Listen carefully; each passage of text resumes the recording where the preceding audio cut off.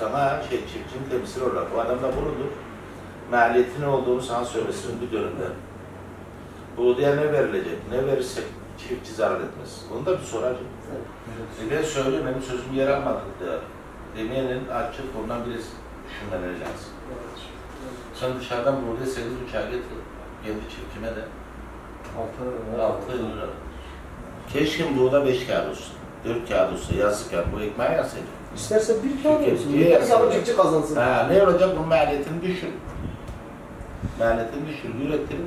Programda sınırlarında dediğiniz gibi biz diyoruz kesinlikle çiftçiye zarar ettirilmemesi lazım, hazine gibi görülmesi lazım. Tabii ya çiftçi. Öncelikle mesela çiftçiye şu garanti verilmesi lazım. Kesinlikle zarar ettirilmeyeceğim sana. Bir yeri imar açılırken organize yapamam. Yani olsun mimar da olacak, bina da olacak. Organizemiz de olacak. Ya biz acı kuvvetli toprak taban araziye bunları niye yapıyoruz ya? Yapmayalım kardeşim. Acı bir de 1 kilometreleri yapalım. Verimsiz arazi. Verimsiz arazileri. O zaman savaştan önce, hani savaşta şehre baktım her taraf araziye gidiyor. Yorum ben diyorum ki burayı görmemişsin lan.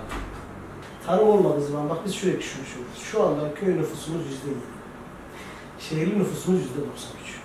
%7 üretiyor, %93'ü besliyor. Şimdi bu dengesizlik ciddi manada bir dengesizliktir. Yani şimdi köylü üretmezse, yoğurt üretmezse, süt üretmezse, buğday üretmezse, arpa üretmezse, fıstık üretmezse, yani şehir nereye yiyecek yani? Maliyetim neyse bana da bir kar vererek burayı alacak benden. Yani o garantiyi kendisinden görebilmeli. Onu gördükten sonra daha sonraki durumlarda çiftçinin ekmeme gibi bir durumu yok. Çünkü çiftçi ekecek ve para kazanacak. Şimdi biz sürekli özellikle şunu dile getiriyoruz. Diyoruz ki çiftçi gerçekten hazine gibi korunmalı. Yani öyle korunmalı ki çünkü ülkenin üretimini gerçekleştiren çiftçi kesimdir. Bu konuda bizlerin özellikle siyasi partiler, oda başkanları bunu ciddi manada dile getirmemiz lazım. Şimdi elbette muhakkak bugün yapılmayan bir şey varsa yarın yapılmayacak anlamına gelmiyor. Ya abi canım olacak. Biz mücadelemizi devam ettireceğiz. Olacak. Ama özellikle sizin gibi odalarda, ziraat odalarında gerçekten ülkenin bel kemiği olan üretimin ciddi manada desteklenmesi gerektiğini her platformda dile getirmek lazım. Çünkü sebebi ise çiftçi korunmadığı zaman biz şunu iyi bilmeliyiz ki hep beraber çıkalım. Parti programımızda da şu var. Diyoruz ki 3-5 köy birleştirilip bu manada mühendis atanmalı. Öğretmen nasıl atanıyorsa, imam nasıl atanıyorsa çiftçinin daha planlı, daha projeli bir çiftçilik yapabilmesi için gerekirse ziraat mühendisleri atanmalı. İki şeye faydası olur. Bir, ilk önce işsizlik anlamında işsizliği kapatmış olursunuz. Köylü daha çok para kazandığından dolayı, daha çok üretim yaptıktan sonra o zaten ziraat mühendisinin maaşı da çıkmış olacak yani. Hiç devlete de bir yükü de olmamış olur yani bu manada. Bu açıdan biz diyoruz ki şu anda toprak analizleri yapıp bu manada nereden hangi ürün daha iyi yetişiyorsa o ürün üzerinde durmak lazım. Evet, imar olmalı mı? Olmalı.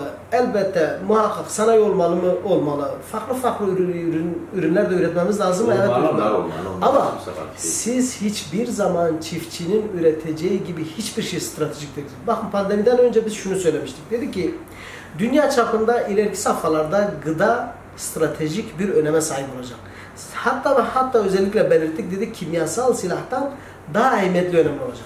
Çünkü siz aç bıraktığınız bir toplumu, bir insanı gerçekten ondan sonra her türlü şey beklersiniz.